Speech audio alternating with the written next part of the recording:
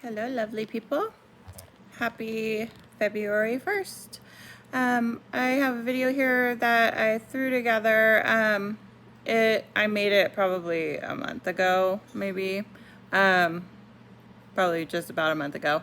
But finally got around to trying to edit it and have quiet in my house. So in my video, you will notice that there is background noise. That would be my husband working on our pellet stove hearth. So apologies, but did my best there. We live here. We have a family. We have a dog. We have kids. So there's some noise. I talk fast. Just a little about me. My name's Angela. I talk fast. Puerto Rican. I can't help it. I might look tired in my video. Thanks for that comment. I am tired quite often, but like right now, I don't have any makeup on. I woke up like this. I just don't really care to make a video about food and have it be about how I look. So that's one thing. I just wanted to preface this with thank you for being here and thank you for taking the time to watch any of my videos. Obviously, I'm not good at it. I just started. I know that the music was playing loud in one of my videos and I haven't even tried to fix that. I might be able to fix it, I might not, but I'm not going to delete it because I made it and you know, you could still watch it on mute and see if you can learn something with some closed captions. If not, then maybe I'll make another one someday. But thanks for joining. Thanks for taking the time. I do appreciate it. And let me know in the comments if there's some other videos you'd like to see. I'm going to start looking at my garden and what kind of seeds I might need to get. It's a mess out there right now. It's been pouring rain, so it's a muddy swamp in my yard. Maybe I'll give you a before glimpse of that so you can all feel better about your yards.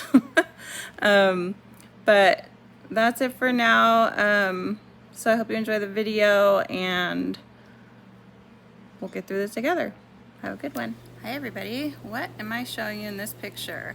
I'm showing you a whole bunch of things that I've pressure canned.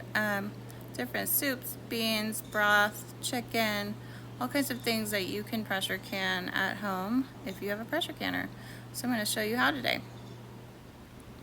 Alright guys, so here is 3 gallons of turkey bone broth that I made right after, I think right after Christmas. And they've been in the fridge. As you can see, the fat's coagulated on the top and hardened. That was the purpose of putting it in the fridge. So we were going to can this today. And I just wanted to show you what it looked like coming out of the fridge after being nice and cold. I just threw it in these gallon containers with some plastic wrap. I let it cool off on the counter for a little bit first and then stuck it in the fridge like that with a little air hole. I also have this bag that I forgot to put in with the bone broth when I was making bone broth of all the juices that came out of the turkey. So we are going to reheat this on the stove, scrape the fat off, reheat it on the stove, and then can it up, and I'll show you the way.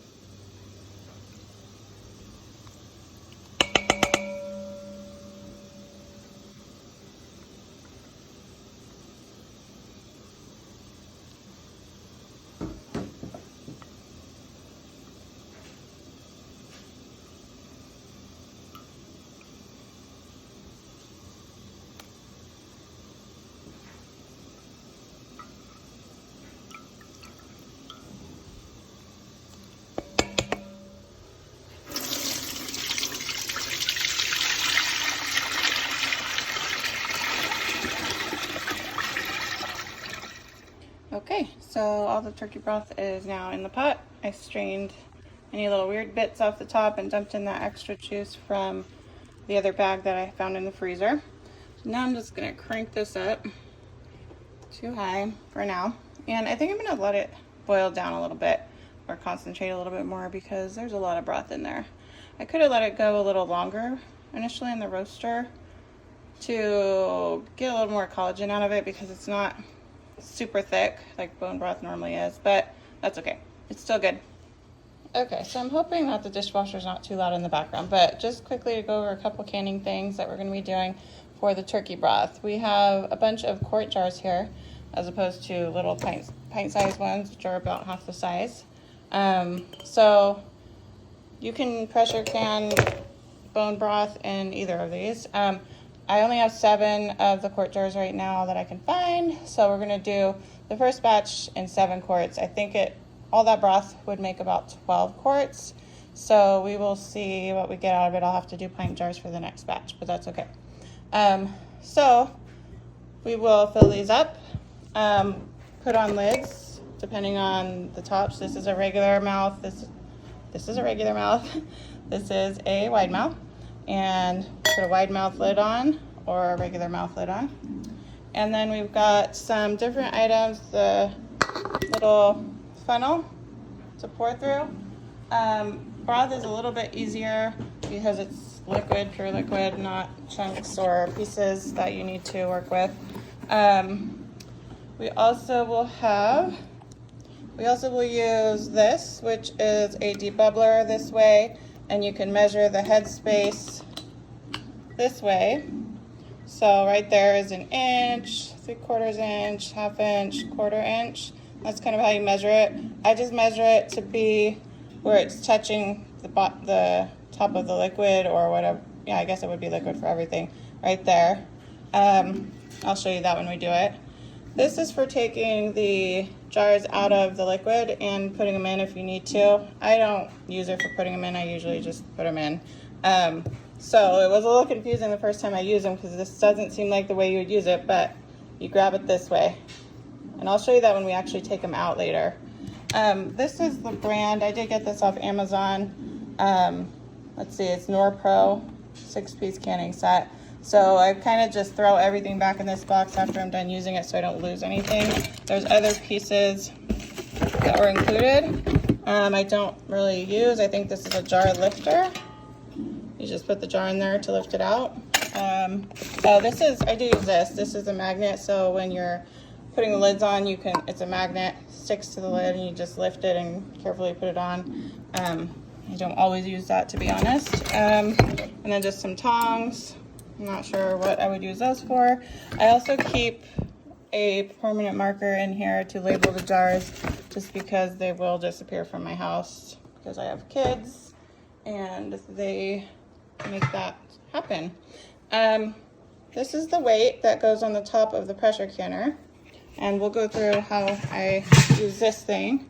This is a Presto 23-quart pressure canner, and you do need to pressure can broth. Can't water bath it. We shouldn't water bath it, I should say. I won't get into the Rebel canner stuff right now, but we will go through how to use that pretty soon. Okay, so while we've got the turkey broth over here getting hot, we will go through the pressure canner. And just get that kind of ready. So way down in here, let's see what side it's on. This side, I don't know if you can see those lines right there. Because this can also be used to pressure can actual food, or just pressure cook, I should say, actual food. I think that's why lines go up so high there. But there is a line right down here, around here near the bottom, that it needs to be filled up to with water. So that is 12 quarts of water. So I'll be putting some water in there. Excuse my camera skills for a second as I do this one-handed. This little rack that goes in the bottom of the pressure canner, it comes with the canner itself. It comes with one of these. So if you're going to be double stacking, as I'll show you in a minute, you're going to want to buy an extra one of these, which I did. So you put that in there. Okay, then we're going to add water to the bottom line, which I'm staring at in there. You guys probably can't see too well. So that's 8 cups. Got 4 more cups here. I don't know if I always need quite so much. I don't measure exactly or anything. I just kind of wing it. So another thing you're going to want to add, I recommend adding, it's not totally necessary, but I do it, is like about a tablespoon or a dash of vinegar, white vinegar. What this does is prevents your jars from getting a kind of white powdery coating on it from all the minerals in the water as it pressurizes. And this does happen because I did forget it once and realized why I shouldn't. So I do that. So one batch of, this will only fit quart jars, 7 at a time in here. So our first batch is going to be quarts, so we'll do 7 at a time. Now pints, I can fit 14 at a time because once we put the first 7 on the bottom, you put the next rack on top and you stack them on top of each other. You can't do that with quart jars because it comes out to about right there and it won't shut. So that is where we will leave that one. So regarding the top of this, so I live at somewhere around 1,300 feet, and you're gonna need to know that for all of your pressure canning. What is your altitude?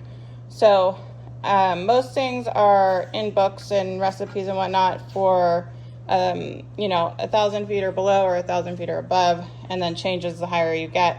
So you do need to pay attention to that. So for bone broth, I believe it's 11 feet. I'll check here in a minute, or 11 pounds, I'm sorry, of pressure for my altitude. So you can see here, this is the pressure gauge, and I go 1 notch past 11.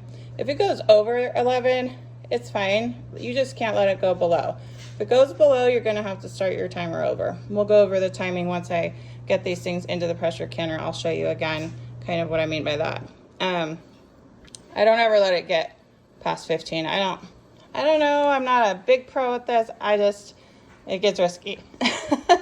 I don't need any extra explosions going on here. And I'll tell you a funny story about something else that happened. Okay, so right here in this dirty little mineral buildup spot, that's where the weighted pressure gauge goes, or the weight goes, not the pressure gauge. This is just a kind of when it seals the first time, this pops up when there's a lot of pressure built up in there. So you'll see that happen. Things that you need to check before you even get to that point is, let's see, I believe it's this little hole right here. You always need to hold that up to a light and make sure you see light through it. Like I could see the towel through it right now. So you know that it's free of any debris. But if that gets clogged up, that could be a problem. So always check that first. You also want to periodically, looks like I didn't clean this very well the last time I used it, so clean it well. But also make sure that under the rubber gasket, you've oiled it up every so often. Probably about every, I don't know, 5 canning jobs I do, maybe a little more. I check that and I just get like some vegetable oil, which I don't usually have, so it's probably avocado oil or something that I just get a paper towel and just grease it up and clean up any extras and then be on my way. So you always want to do that. That way you make sure you get a good seal and everything is safe and sound and ready to roll. You always want this to be on there. I have no idea what the name of that is or its purpose, but I do remember that I want it to be on there. Now, in terms of your jars, you'll hear a lot of people say you need to boil these and sterilize them and scrub them, yada yada.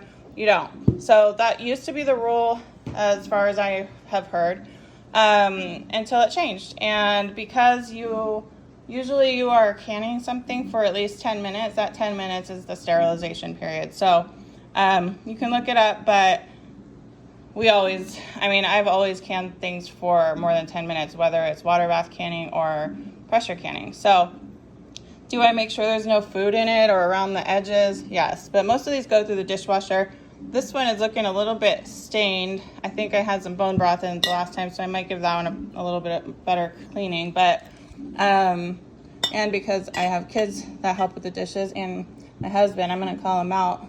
You know, he we'll just leave it there. So there's no little man living in the dishwasher that scrubs the dishes, is what I tell them frequently. That's that. So basically, these aren't new ones right here, but I do have these new ones, and I do clean these out with soap and water before I use them, just so there's no like dust or things from the factories. You know, factories, warehouses, there's probably all kinds of things crawling around in there that I don't want anywhere near my food. So just that's what I'm going to do with these jars. Also, you do get, every pressure canner is a little different, so you do want to make sure you follow your instructions for your pressure canner that you bought. So like I said, this is a Presto pressure canner and cooker. I did get it off Amazon. I think it was around 150 bucks when I got it. I think it was on sale. So I recommend doing some research and just, you know, watch other YouTubers and see what they're using. I saw a lot of people using this one and it looked fairly easy to use, and it actually was pretty easy to use. It was scary, of course, the first few times because I don't know what I'm doing, but you know, once you do it a few times, you learn what to do and what not to do. So right here in these instructions, you could see it says place 3 quarts of hot water that'll be heated up. That's what we did over there in the pressure canner a little bit ago. I don't know if I said 12 quarts or 12 cups, but anyways, so you can see here for canning soups and stocks, beef stock, chicken stock, soups, it all depends on the ingredients that you're putting in. So chicken stock and beef stock are just straight up, no vegetables inside, basic broth. So you can see it says process at 11 pounds of pressure, pints for 20 minutes, quarts for 25 minutes. So that's what we're gonna do for 25 minutes since the first batch will be quarts. And then you can see also it says if you're above 2,000 feet, see page 46 for recommended pounds of pressure, because it will increase due to your altitude. So I'm at 1,300, so I'm good at 11 pounds. And I like that it only takes 25 minutes. Something to consider, actually, just really quick, the beef stock is the same. So you can see here the same things at the bottom. So we'll be doing that here in a couple days. Something to consider that you might not know is that pressure canning, you got to be in it for the long haul. It does take quite a bit of time sometimes with the prep. Prep is probably the quickest part, and actually canning it is the longest part in my opinion. So for instance, I do sometimes can some chicken up. I just I actually get I think it's a 10-pound bag of frozen chicken breasts at Costco, and I defrost them. And then I just cut them up into basically like a strip size or like a chicken tender type size. Not too big, not too small. And then I raw pack them into jars, into pint-sized jars. So you can see raw pack right there. I leave the 1 1/4 inch headspace, no liquid added. It actually comes out with a lot of liquid. And then again, 11 pounds of pressure for my altitude because I'm under 2,000 feet. Pints, they're without bones, so it's 75 minutes. So that's an hour and 15 minutes. So an hour and 15 minutes plus the time it takes to put all that in the jars, make sure they're sanitary, get the lids on, put them in the canner, bring up the water temperature, and get the pressure to the right temperature, and then the hour and 15 minutes. So it takes a while. It can take 2 hours or more. And for me, I can't walk away from my stove because it's an electric stove, unfortunately, and it goes off and on, and I just want to make sure that it doesn't drop below the temperature it's supposed to be at. So I tend to stay in the kitchen and do various things. And if I have nothing to do, I'll pull up a chair and read a book in the kitchen. Just keep my eye on it because I don't want to waste all that time with it having dropping below the temperature it's supposed to stay at. So, or the pressure it's supposed to stay at. So just keep that in mind when you're starting projects, that you carve out enough time to do it the right way, because you don't want to waste your time. And also you can't put hot jars with cold water if it's not obvious why. It's because the glass will break.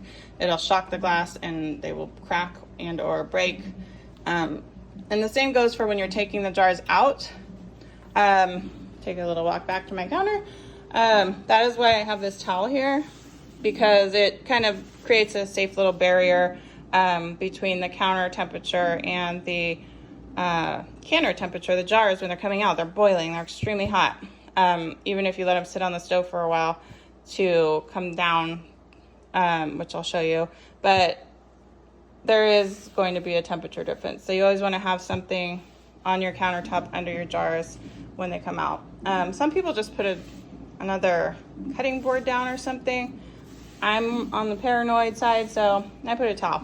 And then it catches any water too, and I don't have to be as careful of slopping stuff all over the place, which I will do as well. The broth is starting to get warm. Still got a way to go. I'm gonna boil it. It won't be boiling, it'll be simmering. I'm gonna simmer it down a little bit more just to concentrate it a little more, and because it's a lot of broth, and since I don't have a lot of quart jars, I'm probably only gonna be able to get rid of about half of this, a little over half of this with my quart jars, and then it'll be in the pint jars. So that's a lot, and I have a lot of other canning I need to do, so I need to strategize with the jars. So here we are going to be turning on the stove to start heating up the water in the canner. I put it on high here, but I think I ended up lowering it down a little bit because I don't want it too hot. So we've got the lids here. I just throw these in a bowl of hot water. I just get my sink water really hot and throw them in there to soften the lids a little bit. These are the ones I have here that I'm using. They're from 4 jars. They work really good. I think I've had like one seal fail, maybe. I fill up these jars with hot water just to get the jars a little bit warmer before we go adding any hot liquid to it. I don't put boiling water or anything like that. Here I'm just checking my pounds of pressure and time frame again that I'll be canning this for. We are just going to dump out this warm water, get our jars empty, and then we move right into getting our broth out of the pot and move on to filling up the jars. You'll see I'm using my little funnel here just to make sure I don't make such a huge mess and a little steamy. We will fill up all of the jars. I think these are the quart jars, looks like. I will move into measuring my headspace. I believe it was an inch on these, somewhere around an inch or an inch and a quarter. Also known as recheck your directions if you forget. Had to take a little out of this jar, so I'm just adding it into the more empty jars. Pretty easy. And I usually try to go to the end of, or the bottom of the ring there. It's about an inch. I take some white vinegar and a paper towel, and I'm just going to wipe the rims of the jar to cut the fat that may have settled on the rim there that'll interfere with the seal. And so once you've done that, you're going to go ahead and get your lids there out of the warm water where they've been soaking. Get those placed on top of the jars, and you just go ahead and do that with all of your jars. Get all the lids on them. And then we put the rings on them, and you want to do this fingertip tight. Again, this is hot, so it's kind of hard to do with one hand while I'm filming, but I basically just I tighten them up a little bit after we're done here. And then you're going to walk over and put them in your warmed up water that you have going on the stove. They're both pretty warm. This will fit 7 quarts in the canner. And then I'm going to put the lid on. I always tend to put it on backwards. So here I don't have my little arrows lined up that you can see here. I'm gesturing to. There's one on the lid and there's one on the handle, so those need to match up. And so what I do is I turn the pot around, and then it seals itself up here. It is not too hard. So it's at 0 pounds of pressure right now. I don't have the weight on it. I'm just looking to get this temperature building here. So I crank it up. I do end up turning it down a little bit though, because I don't want the temperature to be too drastic of a change. And here I'm also getting my little pint-sized jars filled up while I'm at it, while that's warming up. So those will be ready to go in for another batch as soon as the quarts are done. And yes, the temperature will be different, but I'll just balance it out once I get them in there. So then I'm wiping it down with vinegar again. I know I'm talking really fast here, so apologies, but you just get all of the edges and the tops clean. You put the lids on again, and then I'll be topping it off with the rings fingertip tight after I get those lids on there. And I move through that quickly. So here we're looking to see steam coming out of this little hole, the little vent hole, and it needs to be building quite a lot of pressure. You can kind of see the steam there. It was hard to get a good picture of it, but I just keep my eye on that. that usually will pop up before I put the weight on it. You could see it was kind of sputtering right there. That'll happen. And then after that is usually when it starts building up steam pretty good. And you're going to want to let that vent for 10 minutes, at least in my experience and my pressure canner. That's the time they recommend. So I'm just kind of letting it go, waiting. Like I said, this takes some time. You can kind of see the steam there.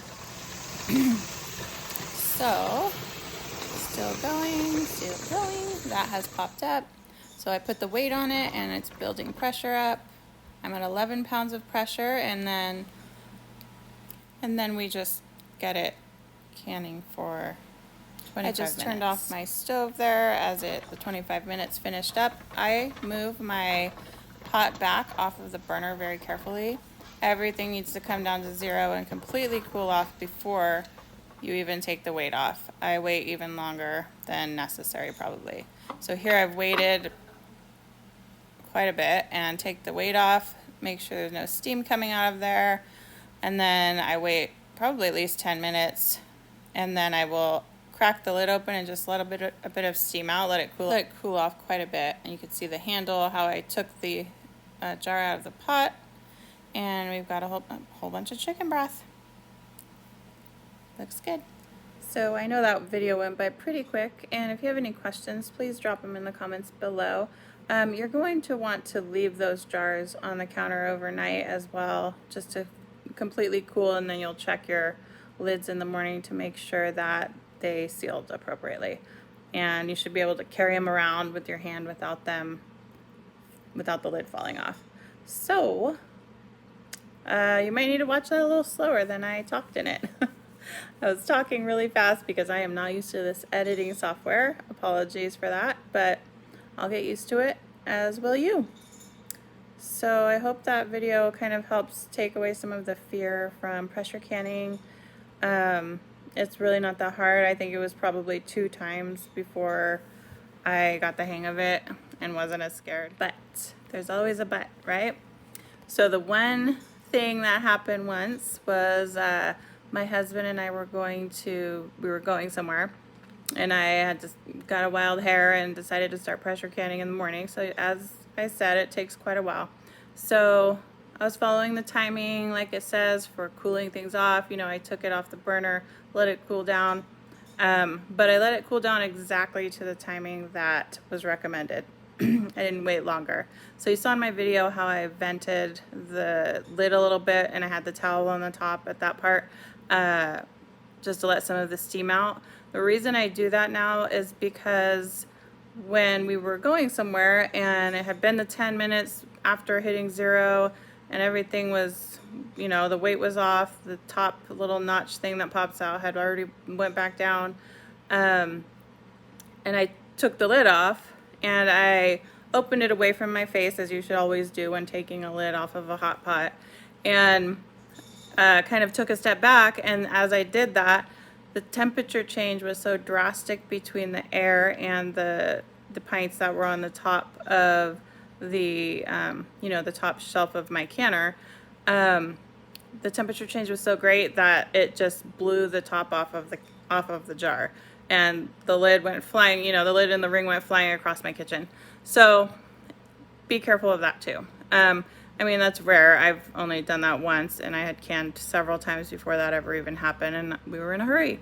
So that's why I say pull up a chair, get a book, get your phone, something to do while you're in the kitchen, because you really need to pay attention, and other than that, you should be good.